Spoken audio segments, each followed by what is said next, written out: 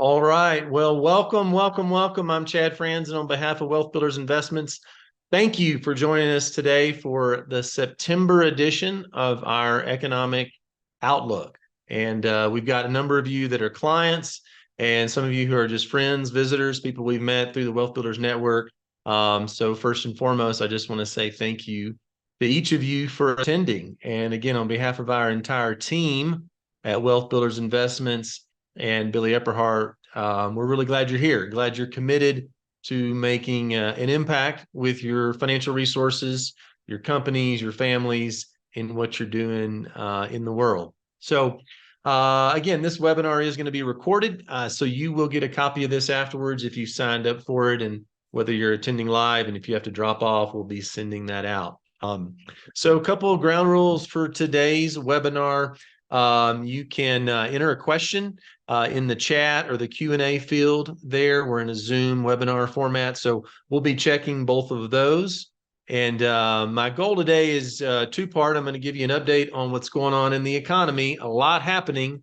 One of the reasons why we moved the date for the webinar was to do it after some events that happened yesterday, which we're going to talk about. And then second thing, I'm going to talk a little bit more about some of the work we're doing in Kingdom Impact Investing. And then we'll finish. I'll leave some time. I'll probably go for about 40, 45 minutes, and then I'll leave some time for Q&A. So please feel free to get your questions in the chat. And whether it's on the content that I'm going to cover or just a personal question that you have regarding financial planning, Kingdom Impact Investing, or the like. So, all right, well, let's get started. Again, thank you so much for being here. Again, we do these every month. And generally it's on a Thursday. Kind of depends on my schedule and what's going on in the markets, if we want to move it to talk about some things. So glad you're here, and feel free to pass this along to others that you think might benefit from it. Again, this is for clients and non-clients. It's a great way for those of you that are clients to get a feel for what our team is thinking as far as the markets, investment opportunities, interest rates, all the many questions that you might have for myself and Billy Epperhart and our team. So it's a great way for us to communicate with you. So I'm going to start here, and I've got a slideshow I'm going to put up here for the webinar, and we're going to jump right in and talk about what is going on in the markets. A lot happening after yesterday's news from the Federal Reserve. So one of the things, while I get this pulled up here,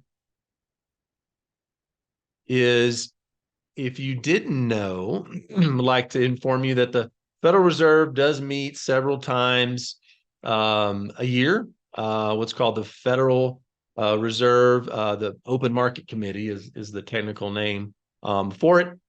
And they met yesterday on September 20th. And if you've been following me for any length of time, you know I've been circling this date on the calendar for what I thought would be a pivotal Fed meeting, and it was.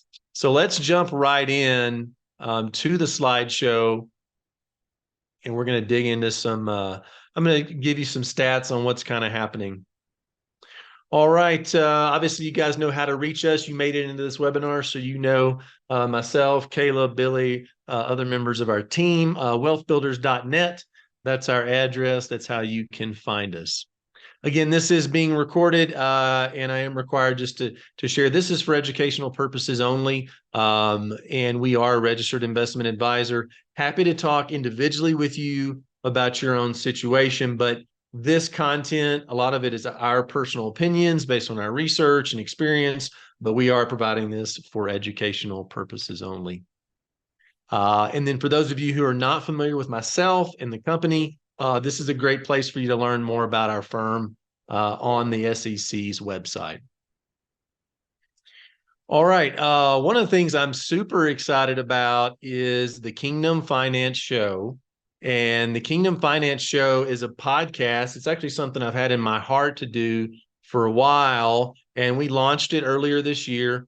And you can find it on YouTube, Apple, Spotify, kind of wherever you enjoy listening to podcasts. I know for me, if I'm doing a lot of commuting or driving, I often listen to some podcasts on that. So please check that out. There's a QR code there. I'll leave this up just for a minute. If you want to snap a picture on your smartphone of that, then you'll be sure to get the site on that. So apologize. I'm recording this from my home studio. You may hear a dog in the background. So I think there's a delivery driver coming in. So anyway, so the Kingdom Finance Show, every Tuesday we drop a new episode, and we've got a great team. We do a lot of research, and this is another way, whether you're a client of ours or you're just someone who maybe you've come in through the different networks that we work with, and you just want to know, what are we thinking? What are we hearing?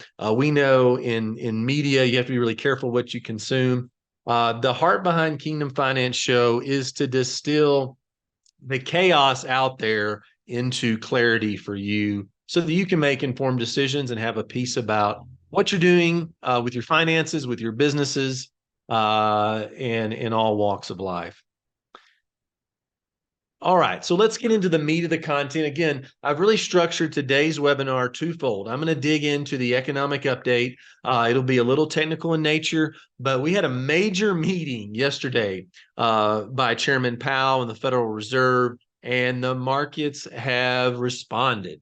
In fact, today, I got my little sticky note here. I was looking at it today. After the Federal Reserve's meeting, stocks, bonds, gold, silver, all of those asset classes are down more than 1% today. And in fact, the 10-year bond, I'm giving you a little eye candy here because I'm going to dig into this in a minute. This is my opening thoughts. Bonds are up. The bond prices are down, but the yields on bonds are up about 3-4% since yesterday's news coming out of Washington and the Federal Reserve. So why is that important? It's important because when we think about taking a kingdom perspective on managing your resources, we want to be disciplined. And I love this quote. I shared this last month. I ran across this book.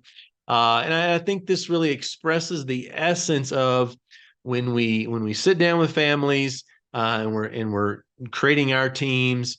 The more discipline that team can exercise, the more freedom they have to maneuver. So oftentimes, you don't want to exercise discipline, or you don't want to train if you're in athletics. But the more we can exercise that discipline, it's actually going to give us more freedom, more latitude to look at opportunities, or just to stand on the sidelines and say, you know what, that's really interesting. I'm not going to take any action on that right now. And that in and of itself is wisdom. That's really the heart behind what we're doing at WBI Wealth Builders Investments. All right, so I want to share some stats here on cash. So we're going to talk a little bit in a minute. I've got some slides on what's going on with interest rates. What does that mean for the market, stock market, real estate, mortgage rates? But I found this stat fascinating. I just ran across it the other day, and I thought, man, I gotta put this in the webinar for everybody to see. And this was as of a couple of days ago. So there's the old adage that cash is king. Well, if you look at all the major U.S. banks, from Wells Fargo, Chase, Bank of America, I've got those top 5 listed there. This is the interest rates on deposits for each of these banks. It's staggering. So look at that a little more closely. Wells Fargo's interest rate on deposits is 0.15. Bank of America is 0.01. I mean, these are all like 0.1%. So what's happening in the banking world, and these are the big banks, right? Chase, Wells Fargo, Bank of America. I mean, this is almost all of us have had an account at these at what time or another. Money is going out of these banks at a very historic pace. Now, when we talk about being a good steward with your money, yeah, we'll talk about the stock market or investing in real estate or gold or private equity companies. But let's talk about, how do you manage your cash?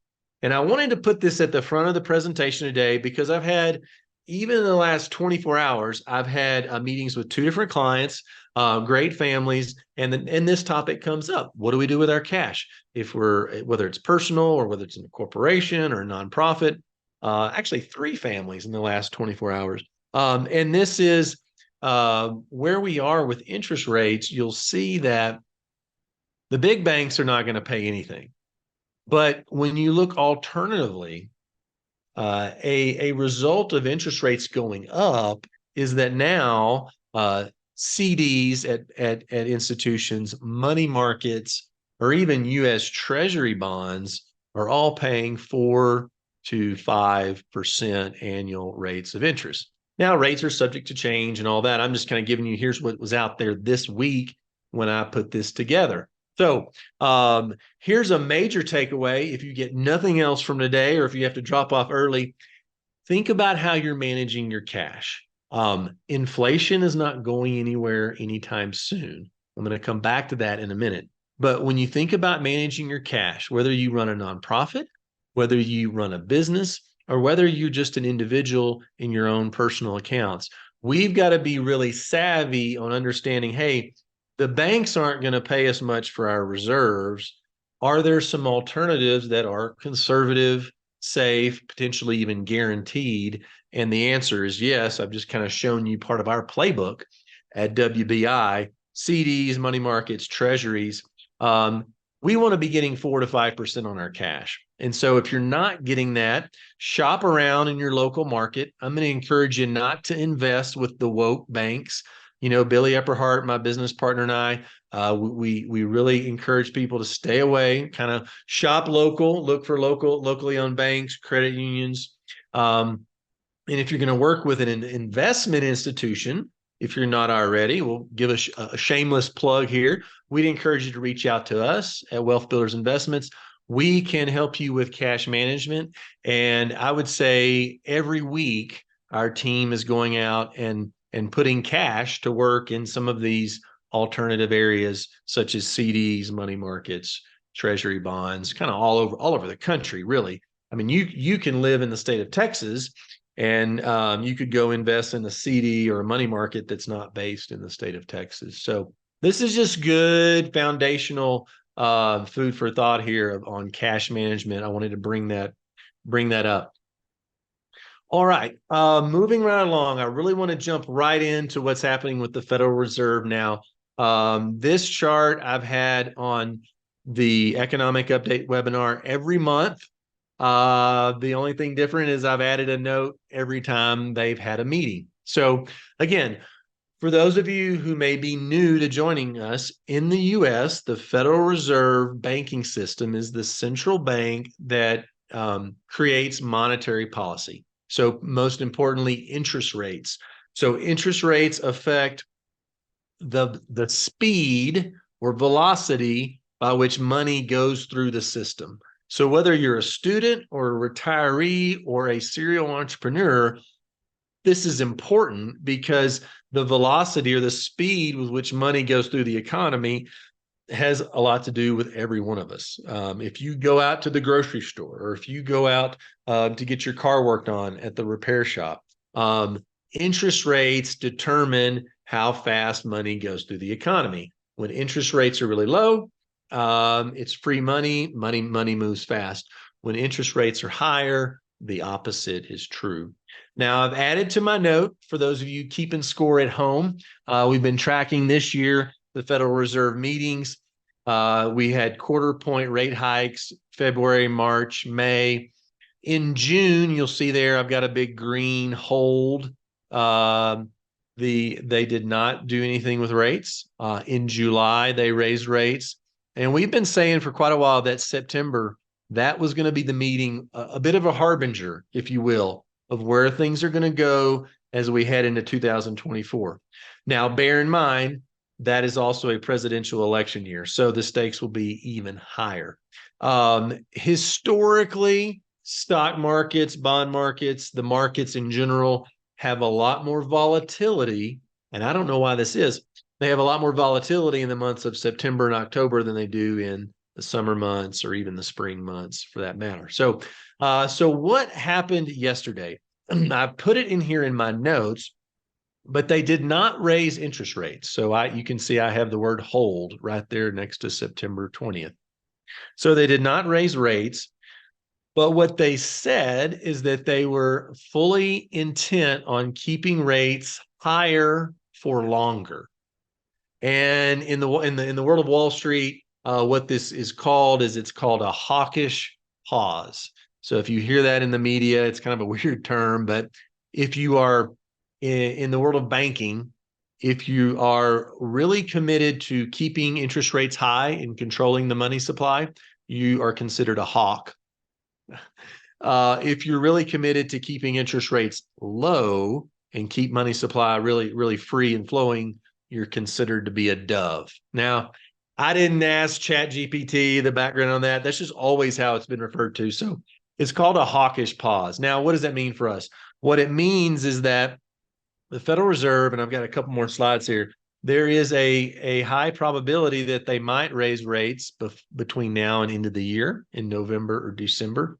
But more importantly, they're going to keep interest rates higher for longer. All right. I've got 2 slides here. What I've tried to do for the webinar and just to educate you all is just distill. I read a lot of data. I follow a lot of different strategists and economists and thinkers and people that are way smarter than me. And I just follow what they do, and so I respect their viewpoints. So I've tried to distill some of the key points into these next 2 slides. So really what's happened yesterday is a major shift in the Fed policy. Okay. So previously the markets were expecting that a rate cut only about 3 months ago. The markets were anticipating that we could see interest rate cuts by the end of this year. Now, as of yesterday, the markets are no longer pricing in any interest rate cuts until September of 2024. Now, the markets can change, but that's the view that the bond market has right now. Excuse me. So if you think about it, that's fascinating. And in fact, the 10-year bond, and I'm going to show you a chart here in a minute, it is now at its highest rate since 2007. In fact, based on the comments yesterday from the Fed, there is the possibility not only that they will not lower rates, that they might actually raise rates one more time in 2023. So this is what's got the markets all disjointed, and it's quite interesting as an investor to kind of observe, what's getting priced in here. This is a chart here of the U.S. 10-year Treasury bond. And I don't want to get too technical, but I wanted to at least show you a visual of it. So what has happened is, and even today, this was, I think from yesterday, but even today, it's up higher, closer to 4.5. So this has big implications because that means bond prices are going down and rates, the interest rate on this is going up. Now, if you're wondering what does that have to do with anything, it obviously has a lot to do with the potential for a recession, number one. It also has a lot to do with money going in or out of the stock market. And then number 3, excuse me, it has a lot to do with mortgage rates, which is another big factor. So this is really, you can go back on this chart to COVID, early 2020, you can see how low it was. It was at less than 1%. So this has been a huge move up, and it's continuing to go. So right now, the average interest rate on a 30-year mortgage has now risen to over 7.5%. Now, the information I just shared with you, with the fact that based on what happened with Chairman Powell and the Federal Reserve yesterday, we don't see interest rates being cut anytime soon. Certainly at this point, potentially not till the end of summer of next year or early fall of 2024. There's a really clear path that we could see mortgage rates going up to north of 8%. Now they're over 7.5 today. Again, we're looking at just national averages, but with rates staying higher longer, it means that there's a clear path for mortgage rates to continue to rise. Now, the other thing that was announced yesterday is, I think we all know that the U.S. government has a bit of a deficit problem, if you will. It's well over $32 trillion in the deficit. And so one of the ways that the government pays for that is they issue bonds. And so there's more bonds being issued in the market. And as a result, this is flooding the bond market with supply, and that makes interest rates go up even higher. So that's not a positive thing when we look at equity markets. It's not a positive thing when we look at mortgage rates. The higher mortgage rates, and I think if we had Billy Epperhart on today, if we see mortgage rates this high for this long, I think that's going to have a real impact on the pricing on real estate prices, which I know a lot of you are real estate investors. I am as well. And that could create some good opportunities as we head into the year, particularly next spring when there's more supply. But 8% plus mortgages is strong. That's going to price out a lot of first-time home buyers and potentially affect prices. So again, even with this data, as a savvy investor, we want to be thinking, okay, so we don't walk in fear, right? We have not been given a spirit of fear. But we want to look at this from the lens of, okay, well, what's the opportunity that's going to come from this? And so I do think there's a handful of opportunities setting themselves up. I think some of them we have to wait on because some of these prices are going to get more attractive and give us better entry points on certain asset classes. Okay, yeah, here's a chart I threw in here. That's just the 30-year national mortgage.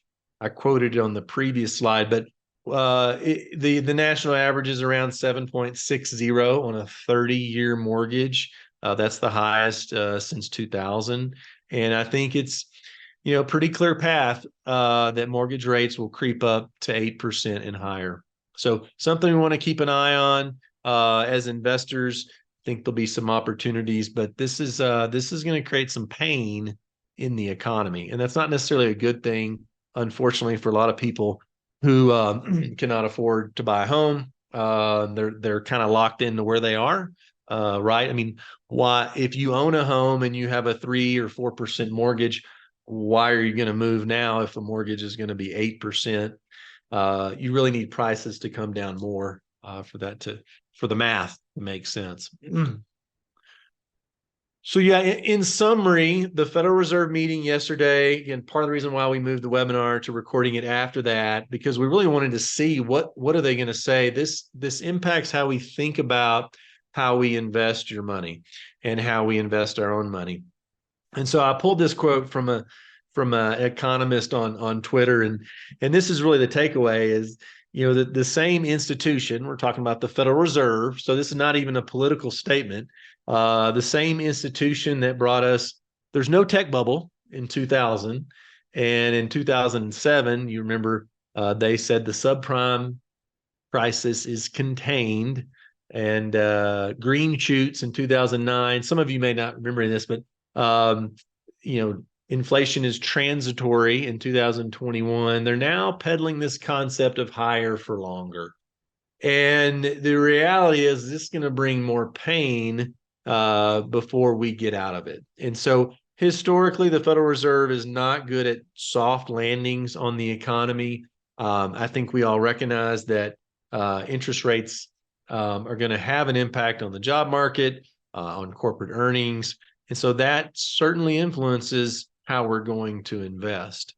Now, many of you, if you follow traditional Wall Street methodology or Wall Street advisors, not to pick on them, I was trained in that stream, but they are going to tell you, Wall Street's going to say, hey, just stay fully invested, stay in our funds, everything's going to be fine, buy and hold, you can't time the market on that. And for those of you who don't know, at our company, Wealth Builders Investment, that is absolutely not our philosophy.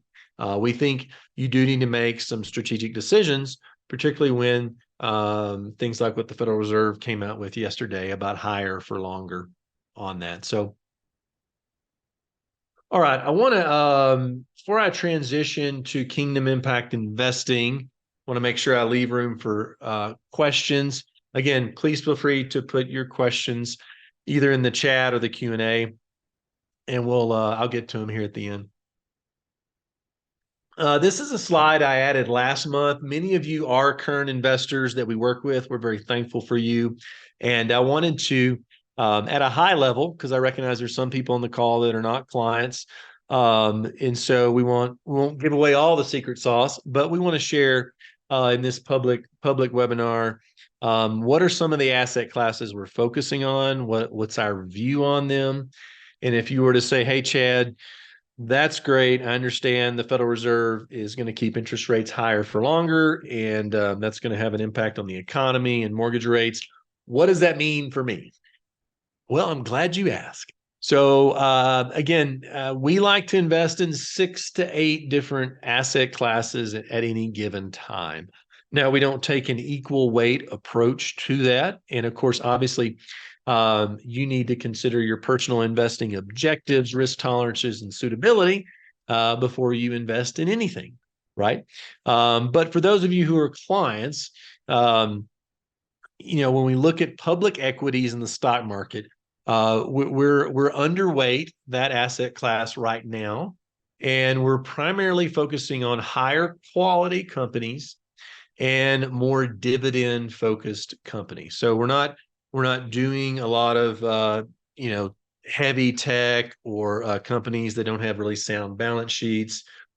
And of course, in everything we do on public equities, we're very focused on pro values, which just means we do not put the money in BlackRock or JP Morgan Chase funds or anything like that.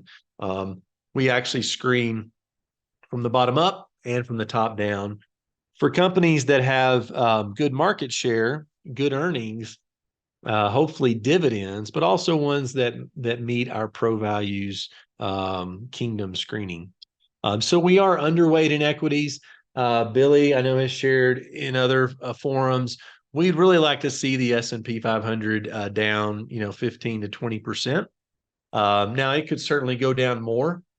And in fact, what you'll find is the markets were down 1% today. It's not huge, but it only takes a small shift in consumer sentiment, and it could be mortgage rates hitting 8% that does it. That'll make a lot of people run for the doors, and we could see a bigger stock market correction. So from that standpoint, we're lightly invested, and we're waiting for opportunities at lower prices on that. Fixed income and private credit. I alluded to this in my opening slide.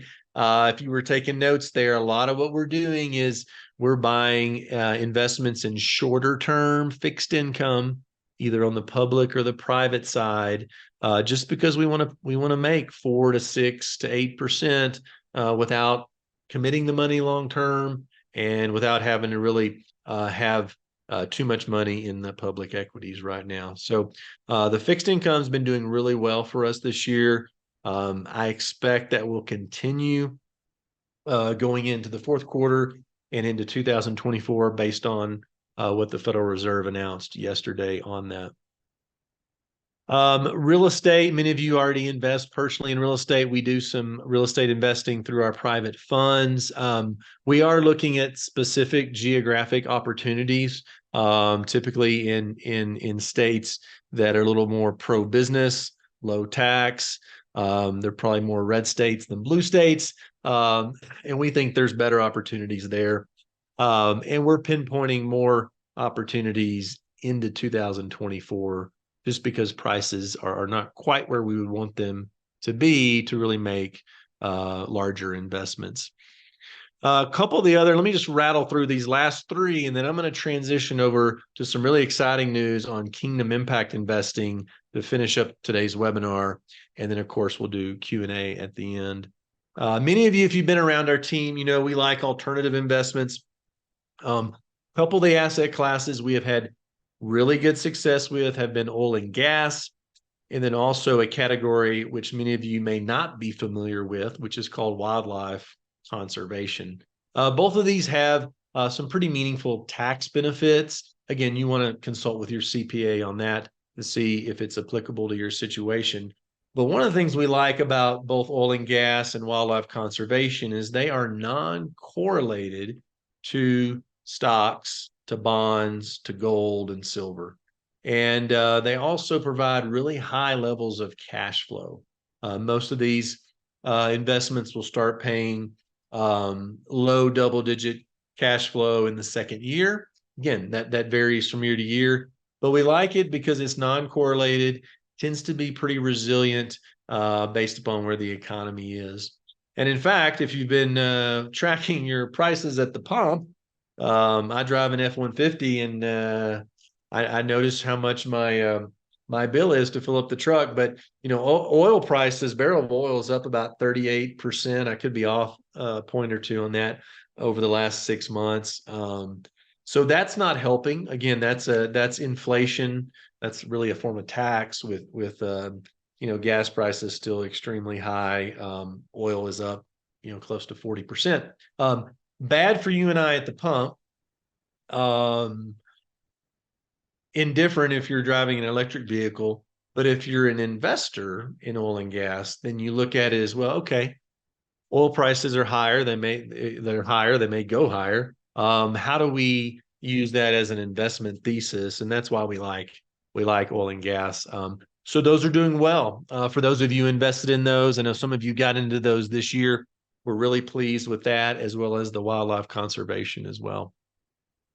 The last thing kind of in our playbook, and this will segue me into talking about Kingdom Impact Investing, is what we call private equity. And so as many of you know, I mean, there's a slew of public companies. You've got, Home Depot and Lowe's and Best Buy and Kroger and all that. But there are actually more private companies in the United States than there are public companies. So there are a lot more private companies to choose from when you're thinking about, well, I want some good pro values, profitable, good long-term investments inside my portfolio. We don't have to just invest in the S&P 500. You don't have to just invest in a BlackRock. Thankfully. So there's a lot of opportunities in private companies. We call that private equity. And so what I want to talk about next is some of the work we're doing in that arena. And again, we're looking for long-term growth, but we're also looking for what type of impact these companies are having on the world.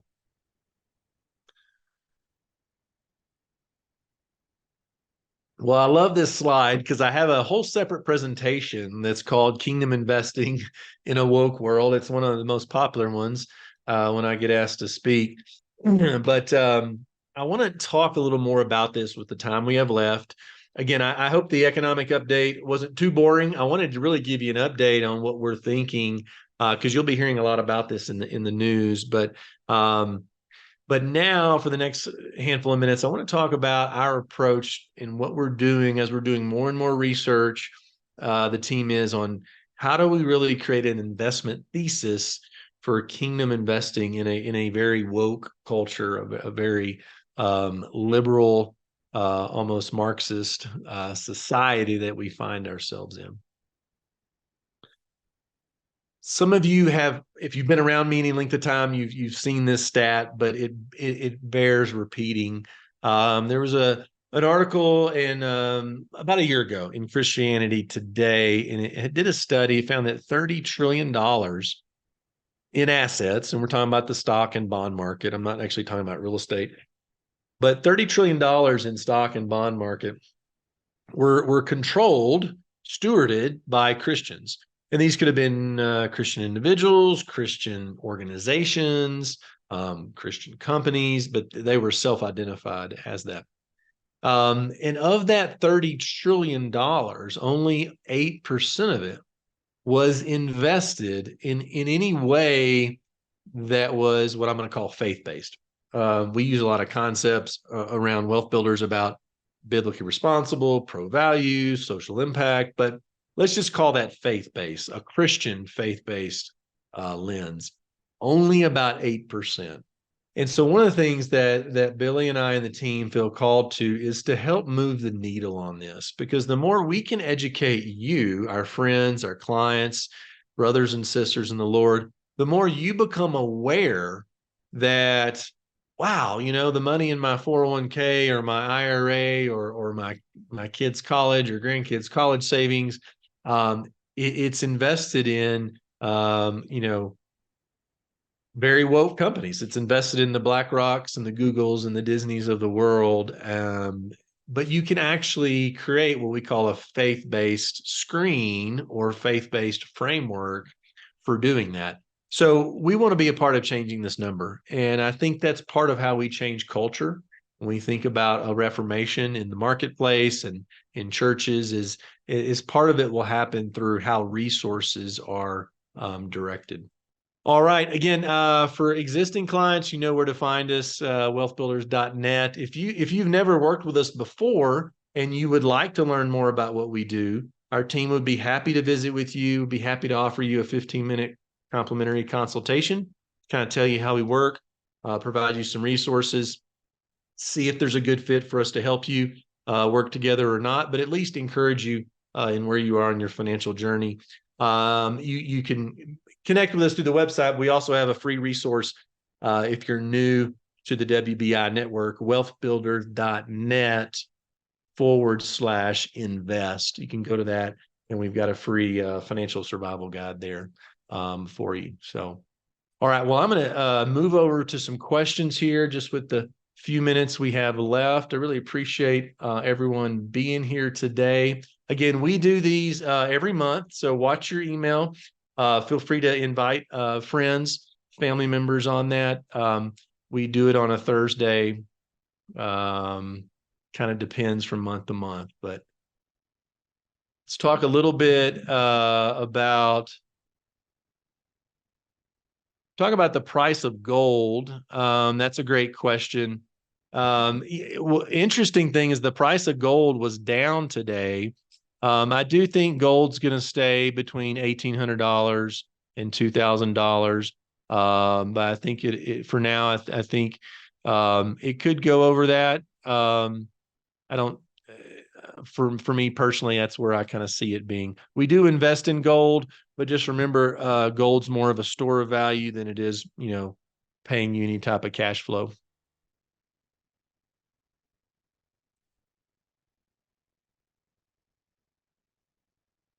All right. So thanks for that question. Let's see what else. I think it's important to keep your cash reserves high. That's one of the reasons why I wanted to mention that at the beginning.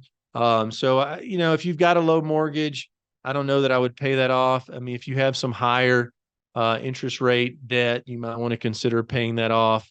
But again, I think there's going to be some meaningful opportunities for investing as we get into first of the year, whether that's real estate, whether that's stocks. So I think keeping some cash on the sideline, I think, is probably a good idea. And I would probably look at doing some of those 4 to 5% investment options, whether you're doing it yourself or whether you'd like us to help you.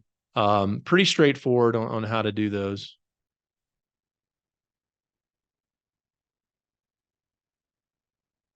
Yeah, I think just looking at a couple more of these questions. Definitely, I think the markets could easily see a 20% decline.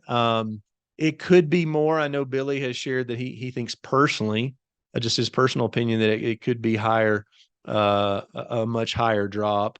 And statistically, when you look at history, that has been true, that rates have been lower. When rates get that high before they cut rates, that the market could go down significantly.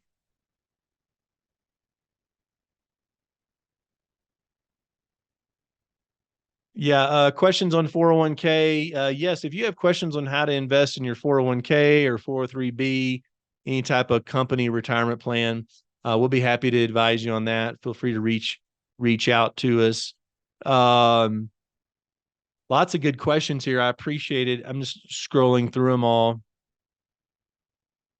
We had a question on A couple questions on real estate and housing. I mean, obviously, a lot of real estate pricing has to do with inventory, so availability of houses. So, whether you're in Birmingham, Alabama, or Dallas, Texas, or um, Denver, Colorado, inventory is really the key. Um, with mortgage rates going up and staying up for longer, that I think is going to have a big impact on real estate prices, particularly as we head into next spring, which is seasonally usually when we see more housing. Um, so that's something that we'd really really want to watch. I think there's going to be some opportunities, but right now a lot of people are being held hostage by their home because they have a 3 or 4% mortgage, and upsizing is going to be extremely expensive. Thank you to our friend from Norway. I am not familiar with Norwegian rules as far as how to invest in the U.S., but I'm super thankful for you being here. That's something we can look into. I'd have to find out. We do work with some people in the UK. I know it's country by country on that. All right, lots of good questions. This is a good question. What's the definition of long-term and short-term investments? It's a little bit subjective, but in general, I like to teach it as a ladder, and the higher up the ladder you go, the longer term your money is. I personally think it's wise to spread your money out. Um, you can think of money in a couple different ways. Money that is liquid that you could get to any given week, right? And so that's money in the bank, that's money in the stock market, short-term CDs. So short-term, medium-term, and long-term. Short-term, I like to think of as less than 12 months. And then intermediate term, usually 12 to 36 months is what I like to think of it.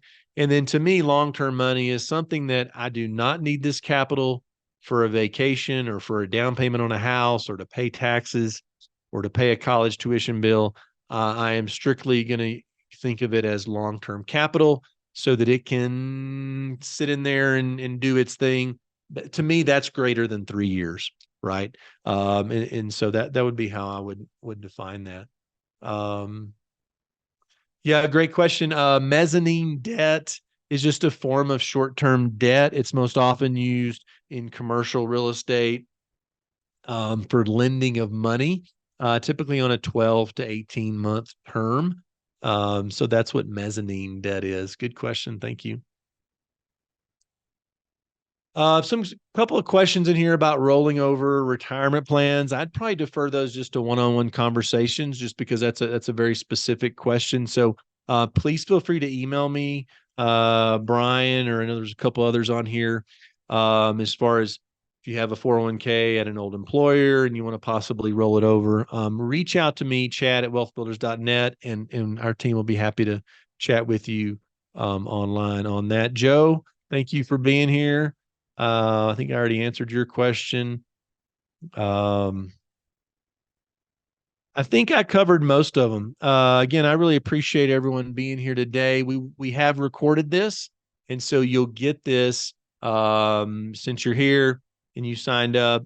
You will get it in your inbox.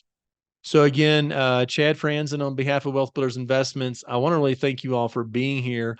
I hope the content was helpful, and I hope also inspirational as we think about how do we invest not only in the traditional ways, but also in ways that what we call kingdom impact. So thank you again. Please follow us online, reach out to us with any questions, and we look forward to seeing you next month on our economic update webinar. Thanks so much.